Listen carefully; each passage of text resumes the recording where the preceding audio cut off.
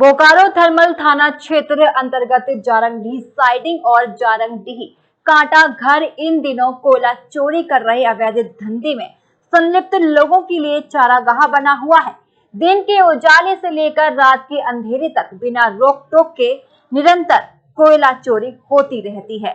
लगातार खबरें दिखाई जाने के बाद भी जारंगडीह कांटा घर और जारंगडीह साइडिंग से कोयला चोरी थमने का नाम नहीं ले रही है। आलम यह है कि जारंगडीह साइडिंग तथा जारंगडीह कांटा घर से नित्य दिन कई टन कोयला चोरी हो रही है। उसके बाद भी सीसीएल प्रबंधन और स्थानीय प्रशासन आखिर क्यों खामोश है, ये समझ से परे है। बीते कुछ दिनों पूर्व ही प्रमुखता के साथ खबर दिखाई गई थी। उसके बाद कई दिनों के बाद जारंगडीह कांटा घर में बोकारो थर्मल थाना तथा सीसीएल सुरक्षा विभाग टीम, जारंगडीह तथा कथारा क्षेत्र सुरक्षा विभाग की टीम ने संयुक्त रूप से आज सुबह छापेमारी अभियान चलाया, जहां सफलता के रूप में 18 टन कोयला हाथ लग पाया। लेकिन हर बार की तरह इस बार भी अवैध धंधे में संलिप्त धंधेबाज भागने में सफल रहे। अब सवाल उठता है, आखिर क्यों धंधेबाज पकड़ में नहीं आते हैं? क्या पुलिस की सूचना तंत्र से मजबूत अवैध धंधेबाजों का सूचना तंत्र है? यह सवाल उठाना लाजमी है। विडंबना ये भी देखने को मिली कि सीसीटीवी कैमरे लगाए गए, जिससे पल पल की घटनाओं को कैमरे में कैद किया जा रहा है। साथ ही उक्त सीसीटीवी कैमरे का मॉनिटरिंग कथारा एरिया में किया जाता है।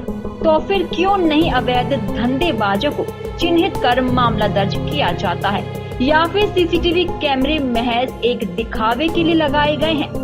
यह एक सवाल बना हुआ है।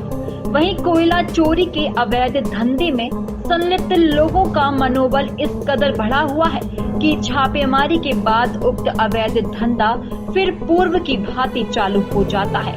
तो समझा जा सकता है कि कोयला चोरों का मनोबल कितना बढ़ा हुआ है। वहीं इस संदर्भ में सीसीएल जारंगडीह सुरक्षा प्रभारी उमेश्वर प्रसाद कोयला चोरी रोकने में असफलता का कारण मैन पावर की कमी बता रहे हैं। जहाँ तक बात कोयला का है, तो कोयला के संबंध में मेरे द्वारा हर अपराध समीक्षा बैठक में यह स्पष्ट तरीके से निर्देश दिया गया है कि किसी भी अवैध कोयले की गतिविधि पर जो है हम लोग कार्रवाई करेंगे।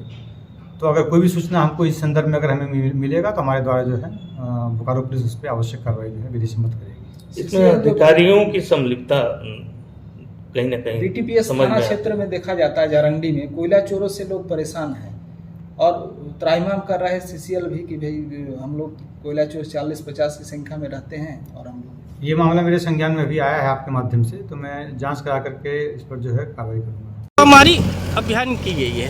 अच्छा, बीटीपीएस थाना और हमारे एरिया सिक्योरिटी और गश्ती दल एवं जारंगडीह यूनिट के सुरक्षा गार्ड सबको संयुक्त है सो मिलकर और छापेमारी की गई है जारंगडीह कांटा चेक पोस्ट में। और लगभग है सो एक हाईवा कोयला है सो जब्त किया गया है और जिसे कांटा कराकर और क्रेशर में है सो डंप करा जाएगा। आखिर ये स्थिति क्यों बनी हुई है? बराबर खबरें संकलन होने के बाद भी चोरों का तादाद बहुत अधिक बढ़ा हुआ है। प्रशासन इसीलिए प्रशासन का सहयोग ले करके है सो बीच बीच में छापामारी करते रहते हैं। स्थिति तो नित्य दिन की है ना? नित्य दिन की है, लेकिन क्या किया जाए, चोरों का तादाद कम से कम 40-50 का लगभग रहता है।